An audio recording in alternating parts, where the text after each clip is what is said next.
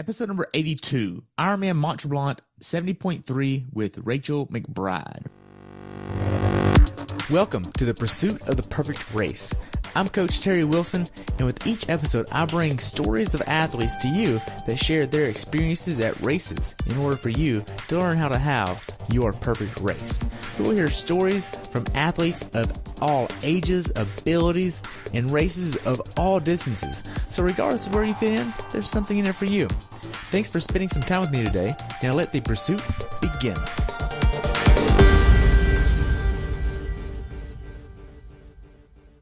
Hello everyone, and welcome back to the pursuit of the perfect race. Today I have the pleasure of talking with my friend Rachel McBride. She recently raced at Ironman Mont Tremblant 70.3 on June 24th, 2018 with a very respectable time of 4 hours, 17 minutes, 19 seconds, which allowed her to place second. She's been doing triathlons for more than 12 years now, with the past 7 years racing as a professional triathlete. The temperature on race day was 57 and rose to 70 with a wetsuit legal swim. Welcome to the show, Rachel. I look forward to hearing about your race. Thanks so much, Terry. So what made you want to do this race? Well, the timing was good for me. So I'm trying to qualify for Kona, the Ironman World Championships this year. And my final race, to get enough points to qualify, is Ironman Frankfurt. This race is on July 8th. So my final race for trying to qualify for Kona is Ironman Frankfurt on July 8th. And Mont Tremblant was a race that happens 2 weeks before Frankfurt. It's also on the East Coast, and I'm coming from the West Coast, so it sort of took care of a couple hours of time change for me before heading over to Europe. And it's a great, solid race with a deep field and an awesome course and really awesome community there. So that's why I chose Mont Tremblant. Okay. So how was your training going into this race? Sorry, what was that again? How was your training going into this race? My training was awesome going into this race. So I actually did just a training race a couple of weeks earlier in Victoria, the Victoria 70.3. And I went into that race pretty fatigued without much taper at all. I maybe had like 2 days of taper, and I ended up winning. So I felt a lot of confidence going into Tremblant. And I also I've had a solid early season already, and with a 4th place at Ironman South Africa. So I knew that I had, a good Ironman already under my belt. And I also had just had a lot of really solid training going into that. So just a lot of consistency, really. Okay. So going into Mont Tremblant, what was your longest swim, bike, and runs within the past 12 weeks as far as training goes? So my longest swim would have been probably just about 6K. Okay. My longest bike, let's see. Longest bike was probably longest bike was about 200 kilometers. Okay. And my longest run was a 3-hour run, which was probably about 31K, I think. Okay. So you biked 124 miles all at once. That 200K was, it included about 5,000 meters of climbing. Wow. So it was a pretty tough day. Wow. Now, what kind of plan are you using for your training? Do you have a coach that you're using? I have a really interesting scenario that I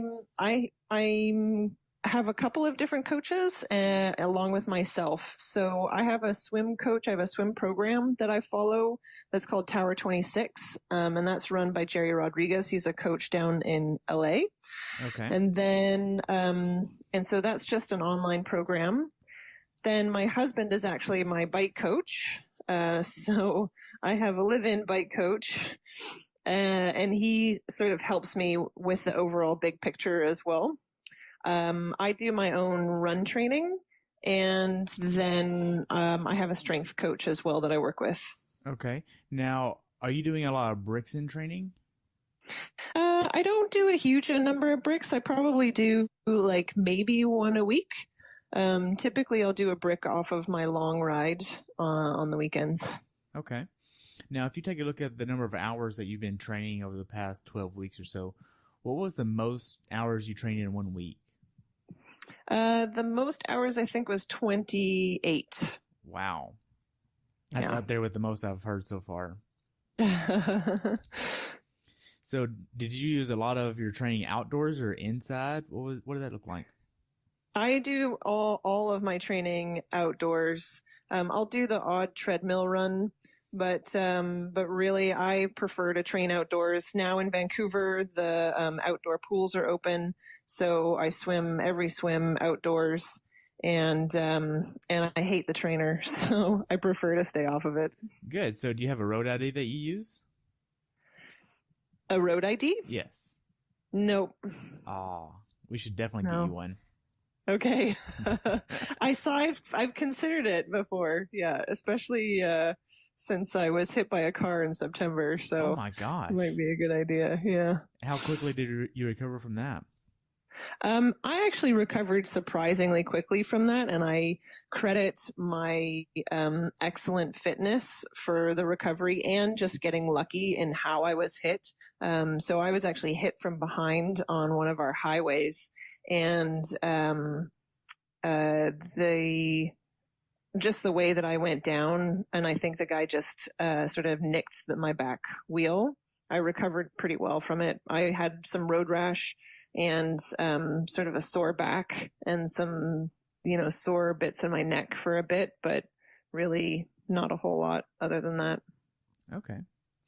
Now, what workouts did you do that gave you the confidence to go into Mont Tremblant prepared? I know that you had just done Victoria, and you had probably done another 70.3 earlier in the season too, right?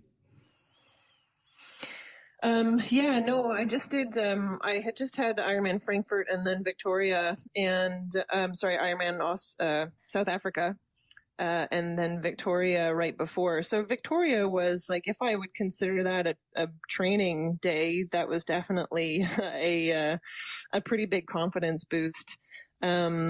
In terms of my swims, just seeing some really consistent pacing and really solid long swims, being able to sustain solid efforts, later into like a 5 or 6K swim, was a big confidence boost. On the bike, that 200K day was a really hard day, and I went into it already fatigued, and knowing that I could do a ride like that, with already a lot of fatigue in my body was a big confidence boost. And then for the run, really, I'd say, the week after Victoria, to recover so well from that race and then have a solid long run that weekend after, with some good pacing efforts and race pace efforts, that felt like I had a great some great run fitness as well. Nice. Now, when you're not training or working out, what are you doing? Well, I'm trying to lay low and recover. I'm not very good at that though. I do a lot of body work, so rolling and taking care of my body. My downtime really is also just trying to keep up with social media, and sponsor requests and that sort of thing. And then otherwise, I work casually at basically what's similar to Planned Parenthood of British Columbia. Okay. So it's called Options for Sexual Health, and I do like sexual health education there. I'll do 2 to 4 shifts a month, so it's not a whole lot, but it kind of keeps my brain out of the triathlon bubble a little bit. That makes sense. So whenever you think of your training, were there any days where you mentally didn't want to train? There are definitely days where I wish my workouts were easier than they were on paper. And so sometimes I would go into a workout feeling like, I'm really tired and I didn't really want to do the efforts, but, I kind of persevered anyway and would often be surprised at how well I would do, even though I was tired, and it just maybe might take me a little bit longer to warm up on a day. And those days are actually really good for mental toughness as well. Okay. Now, as far as your life goes, did you have to make any sacrifices going into this race? Into this race? I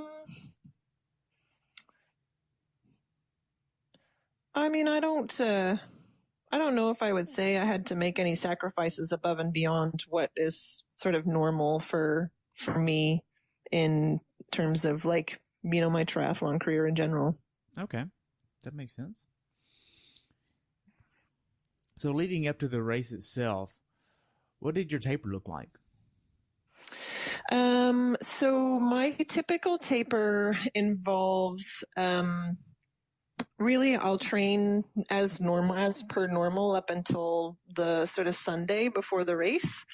Monday for me is usually an easy recovery day, so I'll just do an easy swim.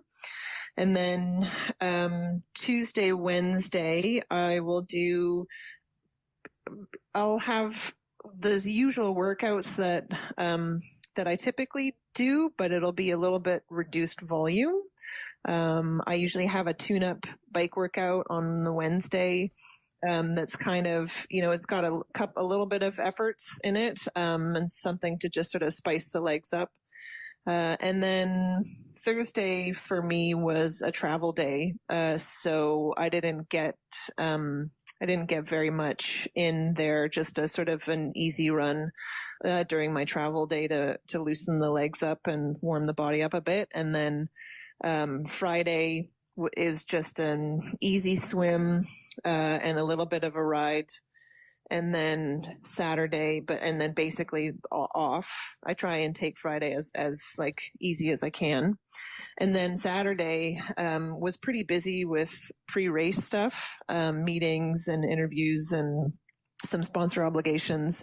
And I try then to also get in a little swim bike run, on the course. So just like a 30-minute swim in the lake, 15 to 20-minute run, and then a 30-minute ride on the course, really just to make sure that all my gears are working and bike's working properly. And that's the day before? Yeah, that's the day before. Okay. So at Mont Tremblant, how was your check-in process? It was pretty straightforward. I mean, for the professional athletes, they make it really easy. And Tremblant is incredible. The race directors are amazing for, just being really accommodating, to the pros. So, I was staying off-site at a homestay that they had organized for me. And so I had a parking pass to get right up close to the race site, and you bypass all of the lines at registration, and it was a really straightforward process. Okay. Now, what was your mindset going into Mont Tremblant? Did you know that you were going to have a really solid day, or were you just going into this with the idea of, I'm just going to do what I can do this day? I had some confidence going in that definitely a good, like a podium result was possible. Tremblant, there's always a really solid field, and I also didn't know exactly who was going to be there. You never really know who your competition is until you hit the start line, and so I knew I had some incredible racers, and solid competitors that I was going to have to battle. I knew that I had confidence in my swim and bike, but I knew that there were some speedy runners who might be powering up behind me on the run. Okay. As far as getting your bike there the day beforehand, how did you get your bike from your house to the race course? Did you use tri-bike transport, or did you have a bike bag? What did you use? I have a bike bag. I have a Skycon bike bag. It's incredibly easy to use compared to some other bike bags that I have used in the past. Basically, all you have to do is take your wheels off, and it just packs really easily into the bag, and you can fit a lot of your other stuff in and around the bike. And it's got 4 wheels on the bottom, so you literally just like put a hand on it and push it around. It's so easy to travel with. So it's really easy to then put it back together. Okay. Did you have any issues with your bike once you got there? Nope, didn't have any issues. Everything was awesome. Okay. Now, as far as getting to the race venue, you get everything set up, and you're able to bring your bike the morning of the race, right? Yeah, I brought my bike on the morning of. Okay, so knowing that you're going to take your time to get your bike prepped and get all the stickers and all that fun stuff on there later on that day, do you have a certain meal that you're trying to get the day before the race to prep you for the race? A special meal? Yeah, like do you have a certain meal that you like to have the night before? It's not necessarily the night before, but it's basically like the entire day before. So I'm working actually with Jesse Kropelnicki from QT2 Systems for my nutrition, and he has a really specific pre-race nutrition protocol that you follow leading up to the race, and I've tweaked it to fit in with foods that my body is okay with. So basically, I eat a lot of potatoes, just really simple, low fiber, low residue carbohydrates. I take the most of those carbohydrates in the morning, and by noon, I took in about 50% of the carbohydrates that I would take in for that pre-race day. So then in the afternoon and evening, I eat a little bit less. My evening meal is smaller than I usually eat, and I went to bed feeling a little bit peckish, but not really, wasn't terrible. Peckish. I haven't heard that word before. What does that mean? Just a little bit hungry. Okay, gotcha. Yeah. Now, what time did you try to get in bed the night before the race? Oh man, I always try and get to bed like 9 o'clock at night, but it never ever works. Cause I have to get up at 3:30 and like 3:30 in the morning. So I was probably already actually in bed by 10 o'clock, that's good for me. Okay. And you've been racing for quite some time now, and you've done countless 70.3s and fulls, and you still get the race day nervousness going to bed? Oh man, absolutely. Any races is exciting and nerve wracking. I basically consider like if I'm not nervous before a race anymore, then that means there's probably something wrong. Like maybe I need to reprioritize my career. Wow. Well, that makes sense. Now, did you get enough sleep the night before the race, or is that about normal? I don't typically expect to get a good night's sleep the night before a race. That's why I was really fortunate that, before I even started this triathlon stuff, a runner friend of mine said, you know what, before a race, it's not you're not going to get a good night's sleep the night before a race. So bank on trying to get a good night's sleep the night before a race. So that 2 nights before is the important sleep, because you can kind of bank on the night before you're not going to get a lot of sleep. I had for this race, I had a decent sleep. It definitely wasn't enough. I think it was 6 hours or less. But if I get 6 hours on a normal pre-race night, then I consider that winning. Okay. Now you get up at 3:30 in the morning. What's your race day morning ritual like before you leave where you're staying? I have it the night before. I actually map it all out. I write it all out, like minute by minute, exactly what I need to do before the race start. And so I get up, and I have to get up so early because I have to eat and make sure that I get in all of that food as quickly as possible so that my body's able to sort of start it digesting by the time the start of the race happens.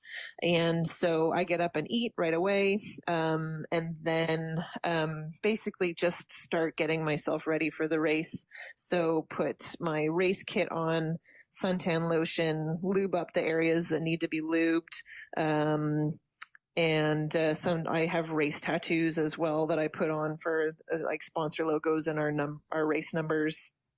And then basically just do a bit of my rolling and body activation, make sure I'm all kind of loosened up as much as I can before I jump in the car and head off to the race. Okay. Now, once you get to transition, you're racking your bike, you're putting everything in there. What kind of PSI did you use for this course? I use 90 PSI. That's kind of my typical. I'm riding 25 millimeter Continental GP 4000 tires. You know, when speaking with Reynolds, they said 90 PSI was ideal for my weight and bike setup, and so that's what I use. Okay. Now, how much do you weigh? I weigh 145 pounds. Okay. So you're weighing 145, and I know you're using the Diamondback, right? Yeah. So this race I rode the Diamondback Sirius time trial bike. Okay. And you didn't feel like that was too much with the wind, or was this a really calm day? It was a pretty calm day. There was definitely a wind out there. Often it was a bit of a crosswind. The wind didn't really affect me. I didn't feel at all much. Okay. Now, what kind of nutrition are you using for this race? I use so the nutrition that I use is basically what you find on course in terms of the drink. So they usually at the races, they'll take Gatorade Endurance or Gatorade Perform. So I have my own Gatorade Endurance that I start with, and then I'll take whatever's on course. So that on course was the Gatorade Perform. And then I do take gels as well, and those are typically goo gels. Most of them, I'll start off with one or two caffeinated gels, and then on the bike, I have a couple of uncaffeinated, and then on the run, it's all caffeinated gels. Okay. Are you trying to hit a certain number of calories per hour on the bike? I'm basically following Jesse's plan. And so I'm trying to take in as much fluid as I can. With that in the form of like a carbohydrate electrolyte drink. So I'm trying to take in at least a bottle and a quarter or more an hour on the bike, and then a gel basically every 30 minutes. Okay, so that's about, I'm trying to do some rough math, that's about 300 calories an hour? Yeah, probably about that, yeah. Okay. And did you feel like this nutrition plan worked well for you this day? Did you have any cramping or GI issues? Yeah, no, I didn't have any cramping. I struggle with GI issues all the time on the run. And so that's pretty normal for me. That's one of the reasons why I started working with Jesse, is to really try and tackle this. And so it's still a work in progress, but nothing that I felt really hindered, like it didn't affect my race very much. Okay. Now, whenever you got done with checking your bike and putting everything on it, you got your transition step that you wanted to, you get your wetsuit on and head down to the swim start. How was your mindset in this little bit of time right here before you started the race? My mindset was pretty calm. I mean, I feel like I have my routine that I do. I do a little run, warm up, to warm my body up, and then, get in my wetsuit, do my stretch cords before the swim. And then this race, we had a lot of time for a swim warm up. They let us in the water quite early. And so it was a great feeling to be able to get in a complete swim warm up, and then line up at the start. And my favorite thing these days, how they're always playing with the announcers, they're always playing music and stuff at the start of the race. And when we're all standing there lining up, waiting to to hear the gun in those couple of minutes. I tend to dance with the music, which just kind of shakes the nerves off a little bit and keeps the body warm and entertains my competitors as well. Wow. That reminds me of, I know you said that you listened to Camille Herron's episode. And oh, yeah. if you could watch the video of her right before Comrade starts, she's literally in front of 22,000 people at the very start of the line, and she's up there just dancing with the music and in the moment, just enjoying that atmosphere. Yeah. And that sounds totally. exactly what you're doing. Yeah, absolutely. I remember her saying that and be like, I totally do that too. That's awesome. Yes. Now, the final few minutes before the swim start, did you take a last minute goo or a little bit of water? Yeah, so I take a goo about 15 minutes before the race start. I had a blackberry one that had 40 milligrams of caffeine in it. Okay. Now, a little bit about your swim warm-up that you do in the water. What are you actually doing in the water? Are you doing some hard efforts, easy efforts, just keeping it simple, working on technique? What are you doing there? For the swim warm-up? Yeah. Yeah, so I have a 15-minute protocol that's part of Jerry's Tower 26 program, and it basically is, it can be tailored to however many minutes you actually have in the water. So if I have a full 15 minutes, then it looks like a 5-minute just easy swimming, and then I go through 10 minutes of 30 strokes easy, 30 strokes hard, 30 strokes easy, 25 strokes hard, continuing all down to 5 strokes hard, and then you go back up the ladder. Okay, and that works well for you to make sure you're ready to get in the water and just go, right? Yeah, absolutely. Yeah. Okay. How did you come to find this that worked well for you? I mean, I really just trusted Jerry's process. And so when he kind of prescribed this as the race warm up, then, this is what I would do. I would all of my practice swims, on the course before a race, I always start off with the same race warm up. And so, the first race that I did that for was Ironman Canada last year, and I ended up in that swim, ended up leading the race and had a 2.5 minute lead out of the water from my competitors behind me, and this was like this was a huge deal. I had never been first out of the water, let alone had a lead like that. So, basically, through Jerry's, coaching, I just believed in it and it worked for me. And so now that's what I do. Wow. And I think I actually, I explained it a little bit, incorrectly. It's the 30 strokes easy and then 5 strokes hard. And then you go 5, 10, 20, 15, 20 and up from there and then back down. So. Okay, that makes sense. Just a minor detail. Okay. Now, walk me through the swim course. The gun goes off. How does the swim go for you?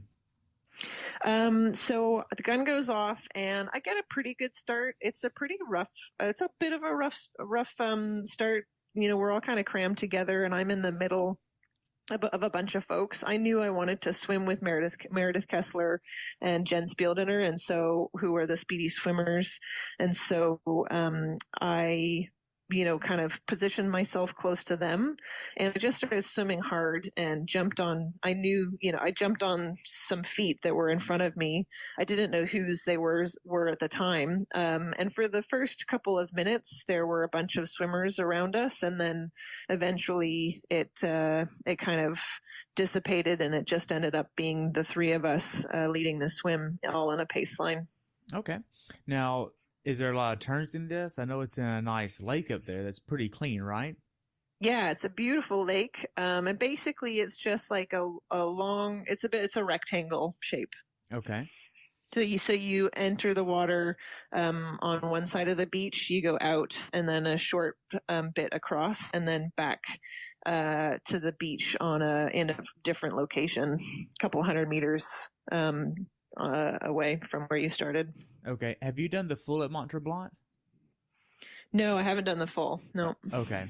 So you've only done the 70.3 there. Yeah. Okay. For this course, did you use tinted goggles or clear goggles? I used tinted goggles and mirrored tinted goggles because I knew that the sun was going to be coming up on the course and was probably going to be in our eyes at some point. And sure enough, when I went out that long direction and then turned to cross over to the other long arm of the rectangle, the sun was come directly in your eyes. I couldn't even see any buoys ahead of me. I was really thankful to have people to follow because I just followed them blindly because I had no idea where the next buoys were. Okay. So you get out of the swim in just under 25 minutes. Is this about where you wanted to finish at? Definitely in terms of position, it's where I wanted to be at. In terms of time, I was completely surprised by that time. I think I usually I feel like I've been, my 70.3 swims are around 26 minutes. But now that my swimming game has kind of changed in the past year, I'm realizing that 25 minutes is sort of my new normal, which is awesome. It puts me in a different league in terms of swimming. And also to, I have to admit, like I was on the feet of Kessler and Spieldiner for the entirety of the swim. But I ended up coming out first out of the water, because leading into the to the beach and the stairs out of the water it gets really shallow, and I just started dolphin diving earlier than everybody else, and like just cruised past them and was able to get up the steps first. What do you mean dolphin diving? So that means when the water gets shallow enough. And you can put your feet on the ground, and then basically stand up and dive forward, and it's way faster than actually swimming. Okay, because I know some people have different terminology for different things, so I just want to make sure it's the same. Oh yeah. Okay, now you get out of the water and you head up to transition. You have pretty quick T1 time of 2.5 minutes. What are you doing there to be so fast? Well, it's actually part of the Tower 26 training is fast T1s. Because we do in our training, we do a lot of what we call deck ups, which is, basically swimming along and then just at the end of the pool, you jump out of the pool onto the deck. Sometimes you'll do a little run or jumping jacks and then jump back in and keep swimming. It looks really silly when you're training it, but then when you get out, when you actually use something like that on race day, when you get out of the water, you're so used to going from that horizontal position to the vertical position that it just makes it a lot easier. And so I came out of the water and,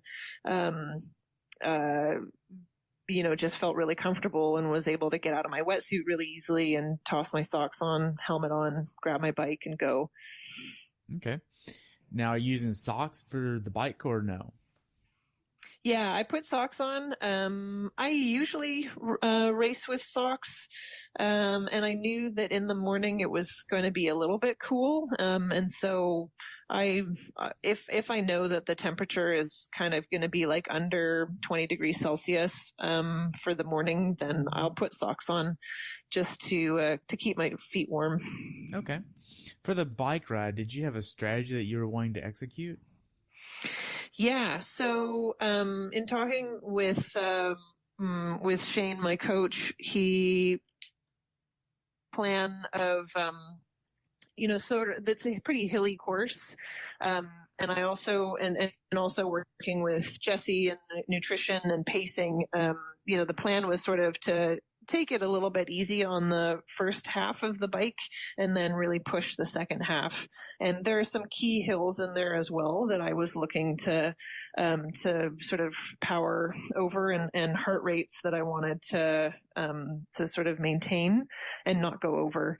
And so, basically that's pretty much exactly how I executed.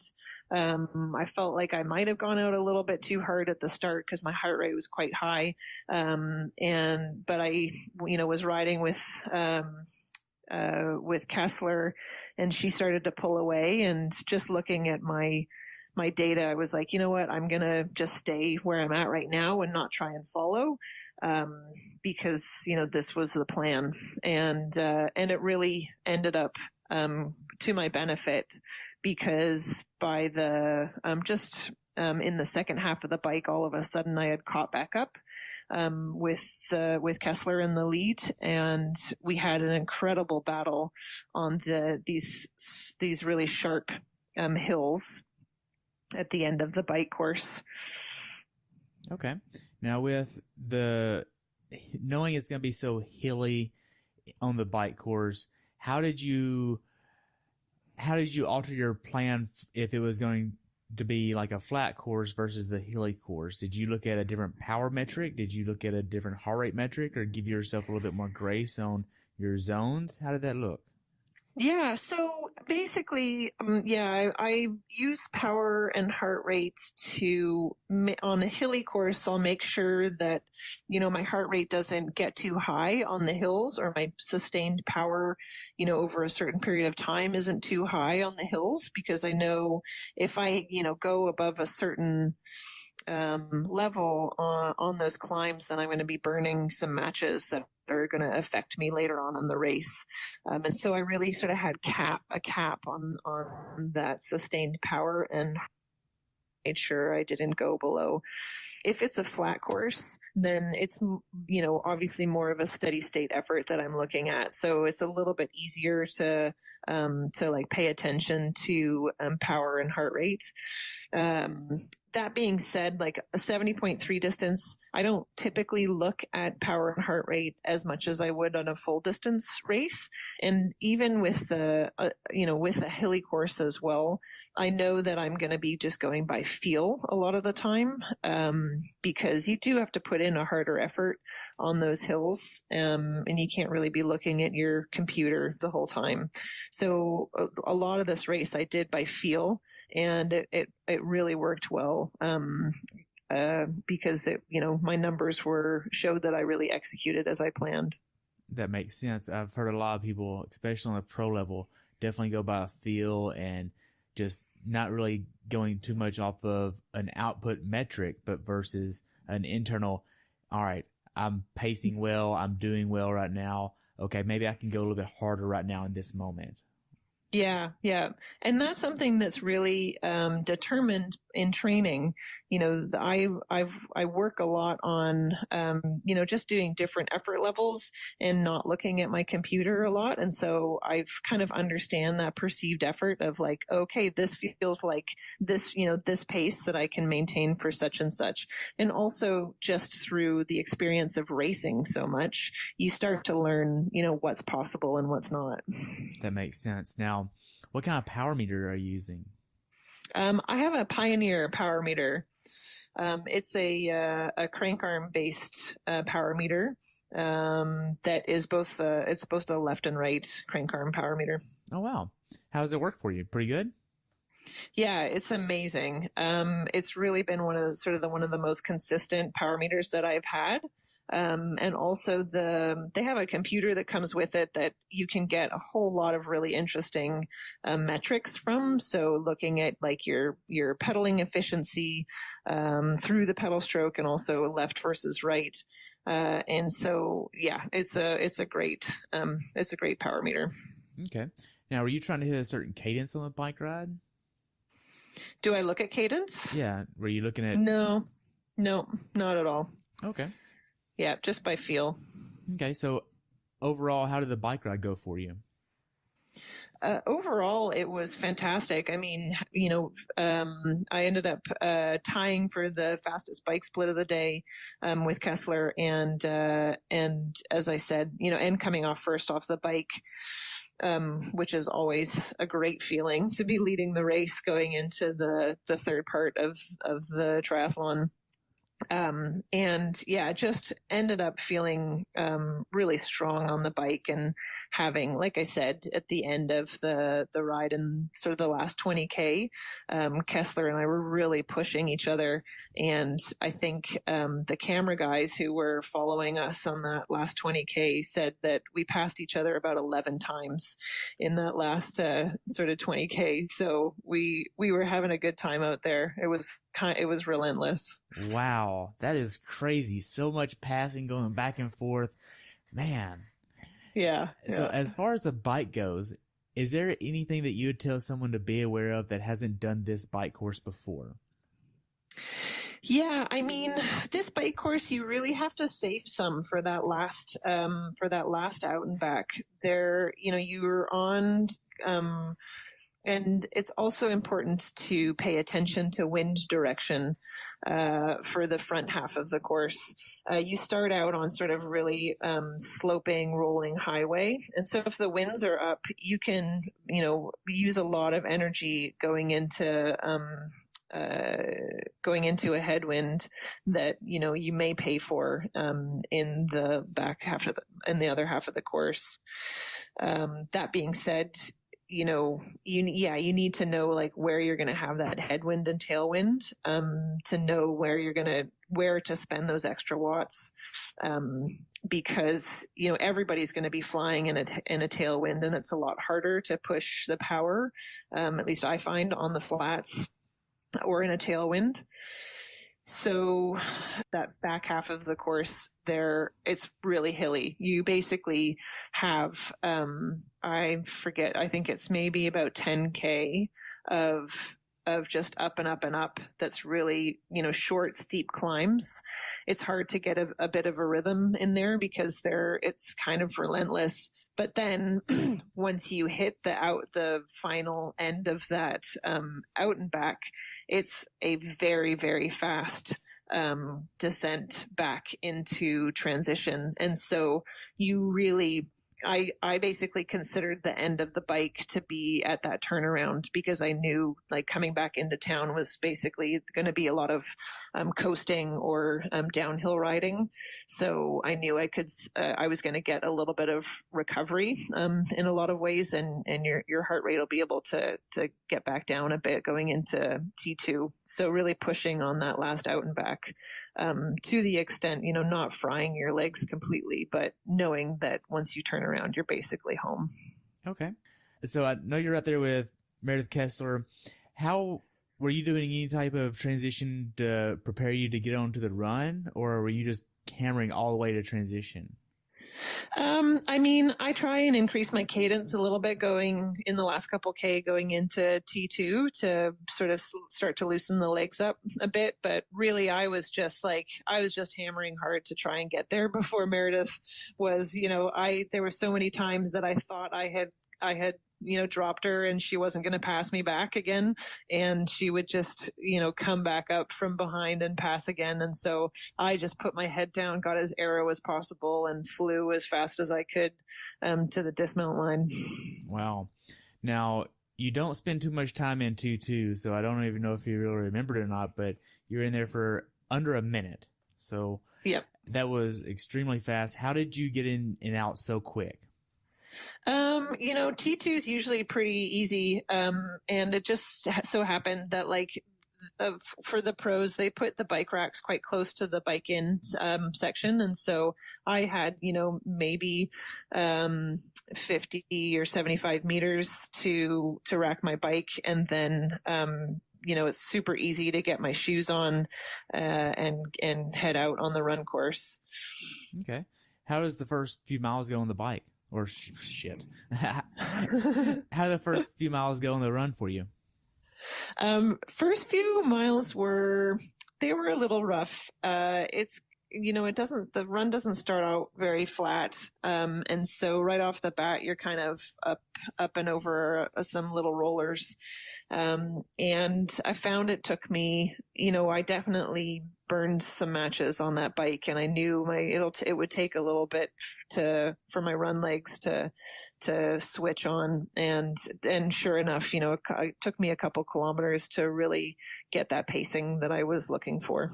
Really? What was do you think that's normal for you, or did you just expect that with the heels? Yeah, I mean, I expected it a little bit with the hills. And yeah, I think,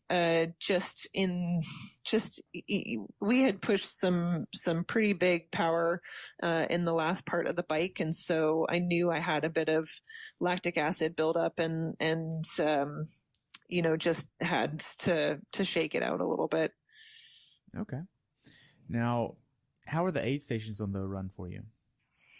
Aid stations were awesome. Yeah, there was an aid station probably about every mile, I think. And, yeah, the volunteers were amazing. They did really, really well. I got whatever I needed at the aid stations. That's for sure. Okay.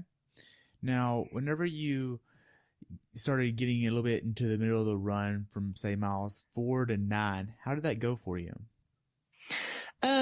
So at that point, Kessler had already passed me, and I was trying to keep her in sight as much as I could.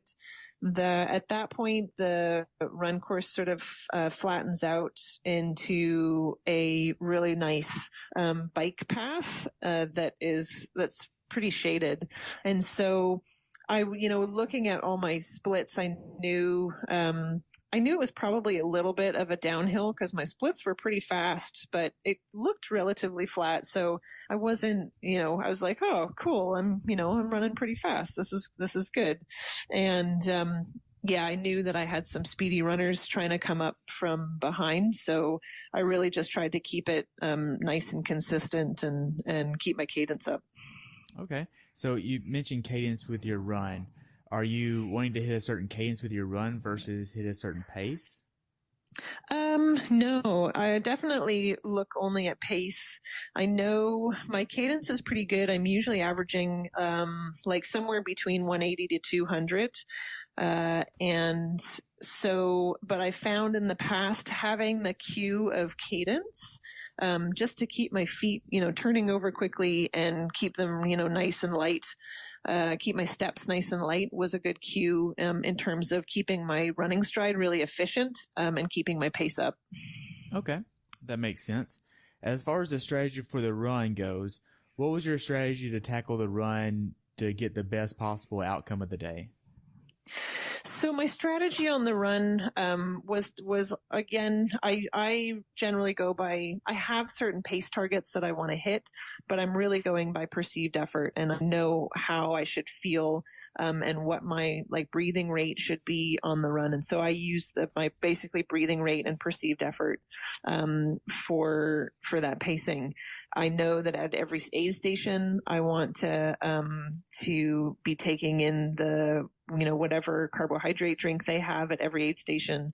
And I want to be using some cooling strategies like dumping water on myself or, putting ice down my shirt or something if they have that on course.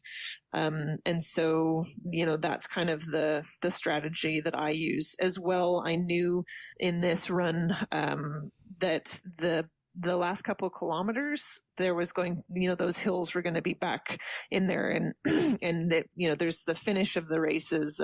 You have to run a little bit uphill into the Mont Tremblant village before you have a nice downhill in the last couple 100 meters. So I really had it in my head that I needed to stay strong for I needed to save something for that last couple kilometers on those hills, because I knew that was going to be a really, really rough part for me. Okay. Now, I know you haven't done the full at Mont Tremblant, but have you looked at the course similarities between the full and the half there? Is it pretty comparable or just double the loops? I don't know. I actually haven't looked at the course. Okay. Yeah. Now, have you heard of using a tube sock on the run, especially on the warmer days where I know Boulder just started this year with actually providing tube socks with ice in them for the athletes. Have you heard of that before? Wow, I haven't heard of the tube socks, but definitely like Ziploc baggies full of ice. I've heard of that. I've heard of people carrying that I've seen some people in Kona with, they're like neck warmers or neck coolers, I guess, so you can fill with ice and wrap around your neck. I've definitely had bags of ice that I've put underneath my hat on hotter days. The Tremblant this year, it was definitely warm on the run, but it wasn't super hot. Okay.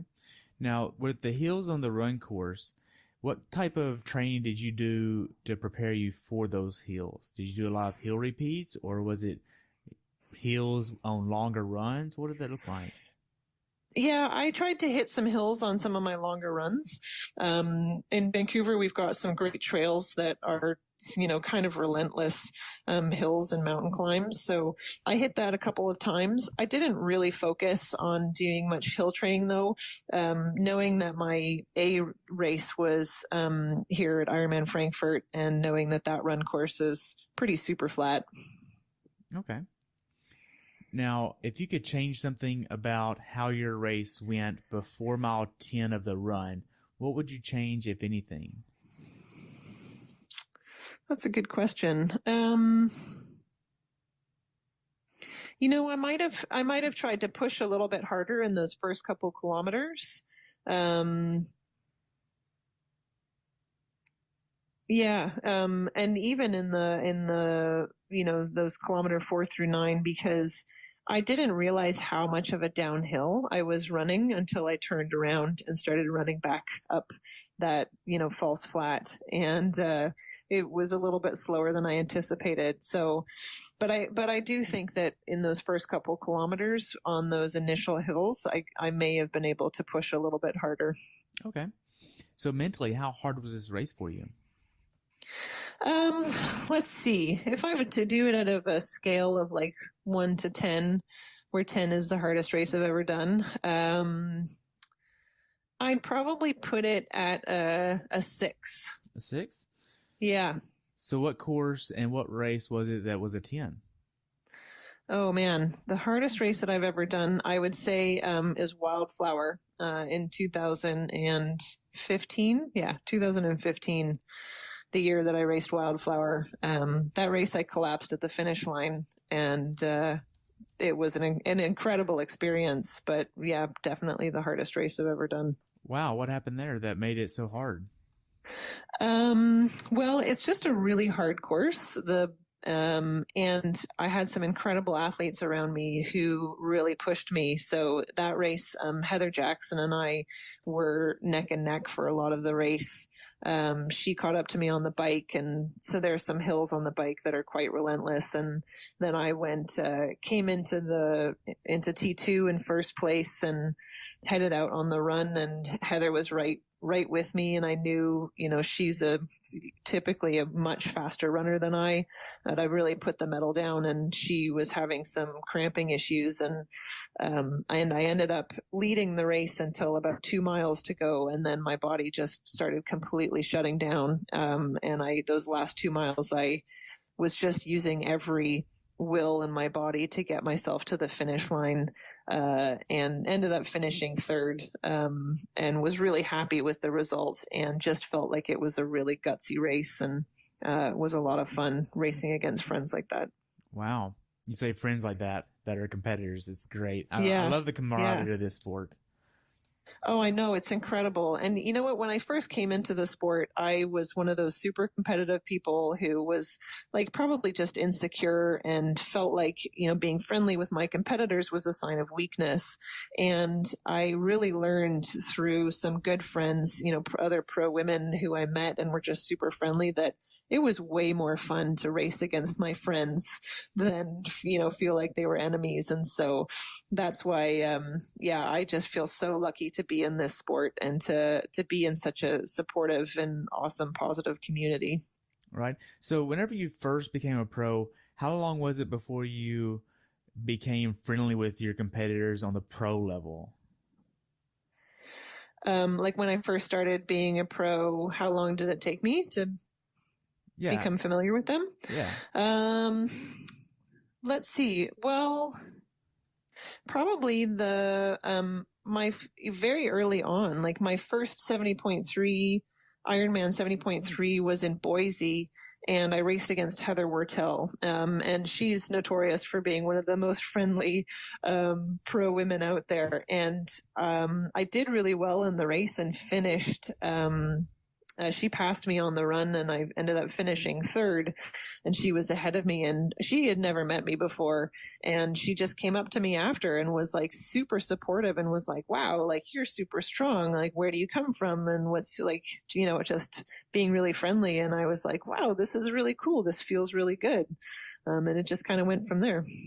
Wow, that's great. I mean, I've had plenty of pros on here, and they all talk about just joking at the start line or whatever it might be, and it's really, you're out there to do the best you can on that day and only really worry about you. It's really the sense of it. Yeah, and that may be like why there's so much camaraderie, is that sure there's a little bit of strategy, but everybody's really out there on their own, and it really is just a test of like who can swim, bike, run the fastest. And so there's no teams involved. There's no like, I'm sure people, of course there are rivalries that people have, but we're all kind of out there as individuals. Right. Now back to this race. How were the final few miles of the run for you?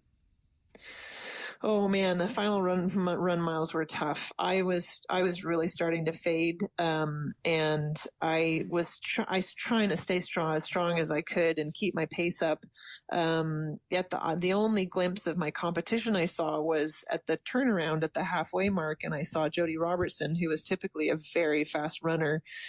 She just looked like she was still a couple of minutes behind me, but it looked like she was just powering up, and she looked so good. And so I was running scared for that last 10K, thinking that at any moment she was going to pass me. And then with like 2 kilometers to go, I was still worried that she was going to pass me. I mean, I've been passed in the last, couple hundred meters of a race, and that feeling is just, it can be so devastating.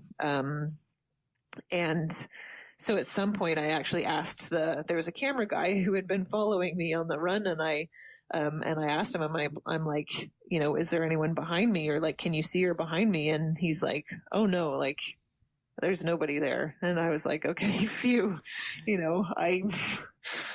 looks like I'm going to hang on to second. This is amazing. And so, once I knew that, then, my attitude kind of switched a little bit, and I got to start to get really excited about actually being, finishing at second place.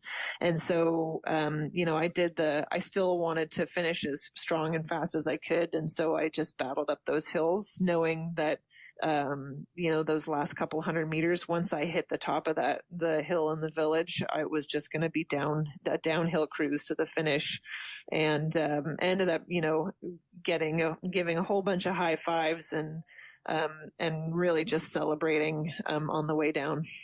Wow. So the last kilometer of the race, how was that for you?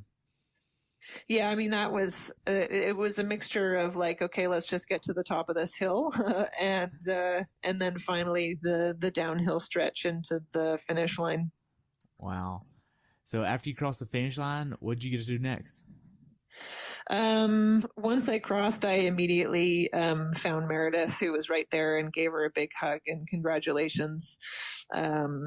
Yeah, and just there were the homestay that I was at as well. It was a really wonderful couple who I was staying with, and they ended up being just there as well, really close to the finish line on the finishing side, and so I saw them and gave them a big hug as well, and yeah, just kind of celebrated and was just completely in awe and really tried to soak in the moment as much as I could.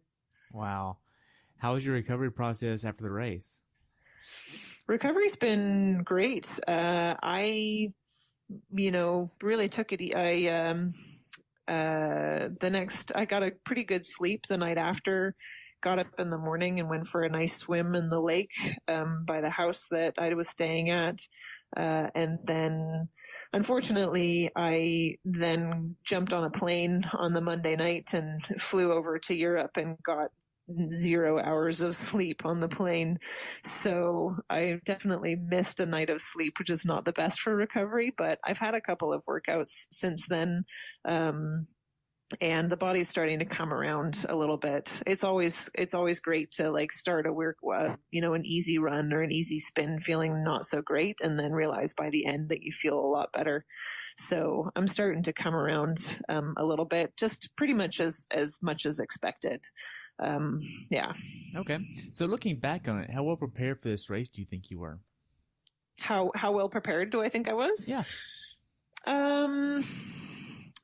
I mean, for the 70.3 distance, I don't think I was like really fully, had my speed up to snuff. As I said, my target is the full distance right now. And so I'm not really training for 70.3 distance, and especially on the run.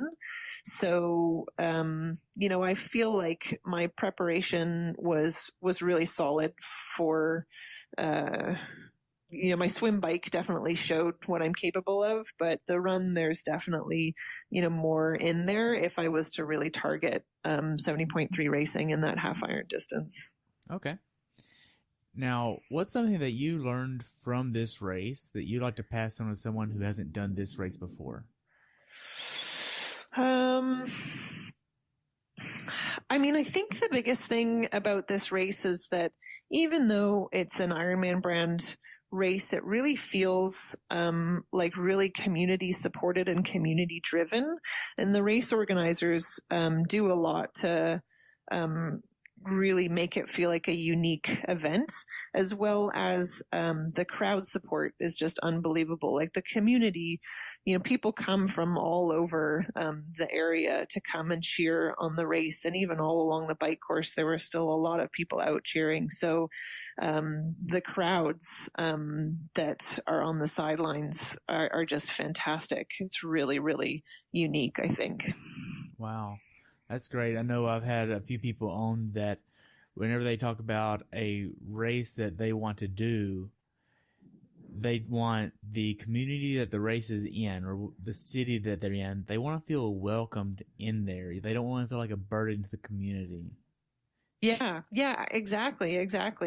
And that's, I've definitely been in situations where like the city doesn't really want the race there, and it's not the best feeling.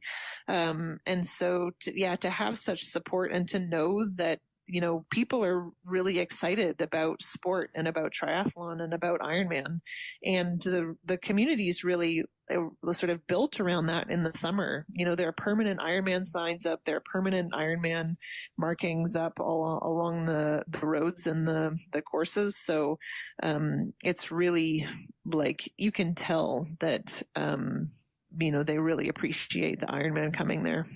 Great. Now, for first-timers, what advice would you give them to do this race? For first-timers, let's see. I'd say that, I think for any first-time race experience, it's really about like enjoying the moment and enjoying the fact that you have done so much work to get to the start line. Just sort of being there in the moment and really trying to enjoy as much as you can every moment of the race, and knowing that you're on one of the most beautiful courses out there. It's really gorgeous, and the run course is just a really awesome mix of terrain and scenery. Wow. Now, looking back on it, how could Ironman have made your race experience here better? Really, I think the only things that I would say would be in the pre-race registration process and some of the communication. We, in terms of like trying to figure out where the pro meeting is, it's really important for us to be at and on time to the pro meeting. And it was a bit vague as to exactly where it was. I was lucky in that I had been to this race before 4 years ago when it was World Championships. So I knew the layout a little bit better, but it wasn't super clear exactly where you were supposed to go. And I also think for the not for the professional racers, but for the age group athletes, there were a lot of really long lineups in terms of like getting your race package that, if you plan for it, then you know, that would be fine. But I felt like there were some like more logistics, like organizational flow things that they could do a little bit better. Okay. That's good things to note here. So we covered a lot. Do you have anything else you'd like to add about your race?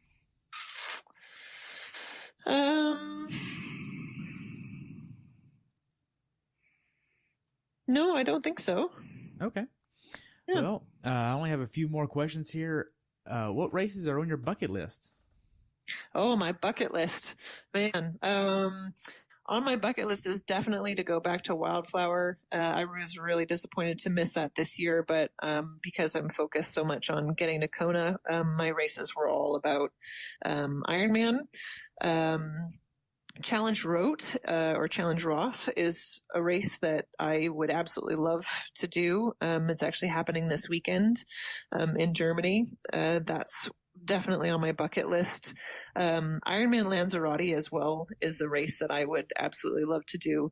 And then, of course, I feel like, I've never done an ultra trail race before, but I feel like my heart is in ultra trail racing. I think that's going to be my next adventure. And so doing stuff like, UTMB and Western States would be big bucket list races for me. Wow, that's great. So how can athletes follow you? The best place to follow me, I love Instagram. Instagram is so fun. And I'm definitely most passionate about that. So my Instagram is all one word, Rachel McBee, RACHEL McBee. You can find me also on Facebook. I have a professional athlete page. If you just search for Rachel McBride, professional triathlete, it'll totally show up. And then, my website, is a good place to follow like my results and, schedule, and see all of the people, and sponsors who support me. That's rachelmcbride.com. Awesome. So I only have literally one more question for you, and that's, what's your definition of a perfect race? Oh, man. Honestly, I feel like a perfect race is a never-ending quest. Like, I don't even know what a perfect race would be, because to me, like, I will always have boundaries that I want to try and break and push. And so, in this process, a perfect race is one where I feel like I have gone beyond where I have ever gone before. How will you know if you get there? I don't think I ever will. I think I'm one of those people who is never satisfied with my performance. And so I can find something that I can do better always. Makes sense. Well, I just want to take a minute and thank you so much, Rachel, for coming on the podcast. I've enjoyed hearing about your race, and I look forward to following you this weekend. Is there a certain way that I can follow you? I don't know if the tracker works for races abroad or not. So the race is on July 8th, so not this weekend, but next weekend. And, the Ironman Tracker app, I think, is the best way to follow along. I think that's the best way to follow along. Then they'll also have, because Ironman Frankfurt is the European Championships, they're also going to have live video feed of the pro race, on their website or on Ironman Live. So ironmanlive.com. Wow, that's awesome. Well, I look forward to following you, and I'd love to have you back on after that race. Yeah, absolutely. Thanks so much for having me, Terry. You're welcome. You have a good day, okay? Yeah, you too. Bye. Thanks for tuning in today. I hope you were able to learn something from today's episode. If you enjoyed the show, please take a minute to leave a review on iTunes or share it with a friend. Be sure to subscribe so you never miss an episode. If you'd like to see pictures from this athlete's race, learn more about who I am, what I'm doing, or be on the show yourself to share your story, check out my website at CoachTerryWilson.com. Until next time, continue the pursuit.